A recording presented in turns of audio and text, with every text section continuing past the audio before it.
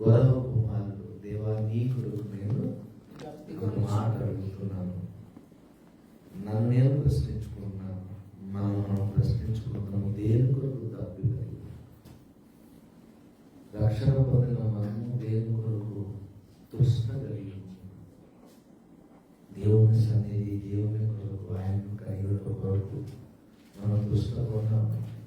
గౌరవ కుమారులాగా నేనెప్పుడు వచ్చేదను నీ సన్నిధి కానీ తృష్ణ ఉన్నదా? దప్పిక కలిగి రాకపోతే ఆ దేవునికి కూడా ఇష్టం ఉండదు.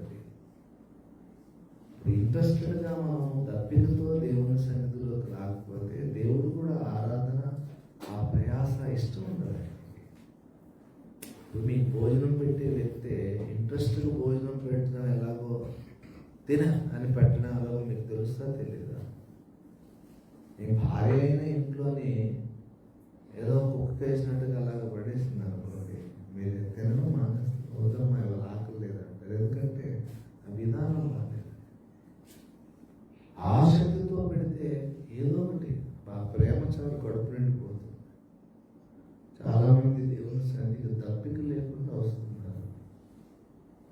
ఏదో వెళ్ళాలి కాబట్టి వెళ్దాం, ప్రార్థన చేయాలి కాబట్టి చేద్దాం, దానికి ఏదో వేయాలి, ప్రభువు నమ్ముకున్నాం తప్పదు కాబట్టి వెళ్తాం. అలాగా దేవునికి ఇష్టం లేదు. దేవా నీ కొరకు తప్పికతో వస్తున్నాయా? దాహముతో వచ్చేవారు ధన్యులు. ఎవడైనా తప్పికొనిన ఎడల నా యొద్దకు రండి, ఉచితంగా నేను జీవజలానికి అనేది కాదు. దప్పికతో మనం రావాలి, దప్పికతో ప్రార్థన చేయాలి, దప్పికతో ఆరాధన చేయాలి. ఎడారి ఉంటే ఎడారిలో చాలా దూరం నడిచినా సరే వాడికి ఎక్కడ కూడా నీళ్లు దొరకలేదు.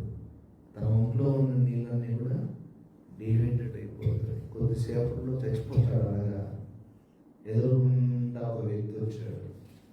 ఆ వ్యక్తి ఒక చేతిలోనేమో గోల్డ్ బంగారం ఉంది, ఒక చేతిలో నీళ్లు ఉన్నాయి. కొద్దిసేపు ఉంటే మనం చచ్చిపోతాం. ఏం కోరుకుంటాం? బంగారం చాలా రేట్ సార్, 1,10,000 అయిపోయింది ఇప్పుడు అంటావా? నీ బంగారం వరకాలం బతకాలి. నేను ఆ నీళ్ళు తాగి బలం వచ్చాక కొట్టి బంగారం లాక్కుంటాం కానీ ముందు వరకు ఏం కావాలి? ఎడారిలో దాహం కొరకు పరితపించే వాడికి నీళ్లు కావాలి తప్ప బంగారం ఏమీ అవసరం లేదు. అలా యేసయ్య కొరకు నేను తప్పికొన్నాడు.